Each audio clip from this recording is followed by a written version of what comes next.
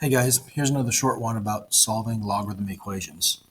If we start with, I don't know, an equation like 6 minus the natural log of 3x squared plus the natural log of x equals 10. If that's the first equation that we start with, we can first off recognize that we have constant terms. So we can subtract 6 from both sides and leave ourselves with, I'm also going to switch the order of these around. We have natural log of x minus natural log of 3x squared. I'm going to write it that way. Natural log of x minus natural log of 3x squared. And that's going to equal 4. The reason why I'm rewriting that is I want to be able to use some of my logarithm rules.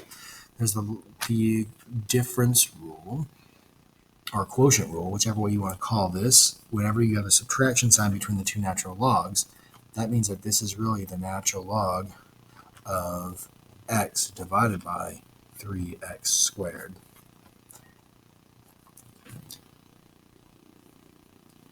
Next, we need to exponentiate. So that was a quotient rule, is what we applied there. In the next step, we are going to exponentiate. We're going to take e to this power, and we're going to take e to the fourth power. This is called exponentiate. Okay, so we're exponentiating this. All right, next step is, the reason why we exponentiated is we have inverse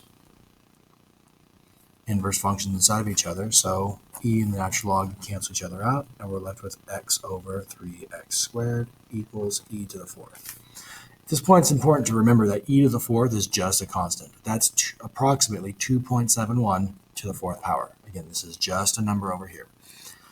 This fraction, notice, before I go any further, there is something we need to realize, that based on this fraction right now, with x being a factor of the denominator, is x cannot equal 0. We know that that's outside the functional domain of this problem right now. So let's be aware of that.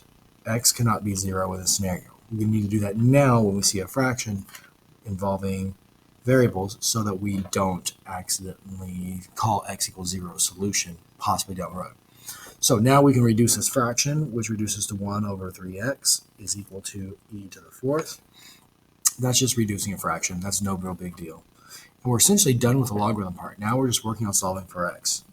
Whenever x is in the denominator, for me, I always think of both sides as fractions, and then I just take the reciprocal of both sides. So I'll just write the word reciprocals here for you guys. The reciprocal is 3x equals 1 over e to the fourth. And now to solve for x, I'm going to divide by 3. So on this side, I'm going to write it as divide by 3. But dividing by 3 is the same thing as multiplying by 1/3.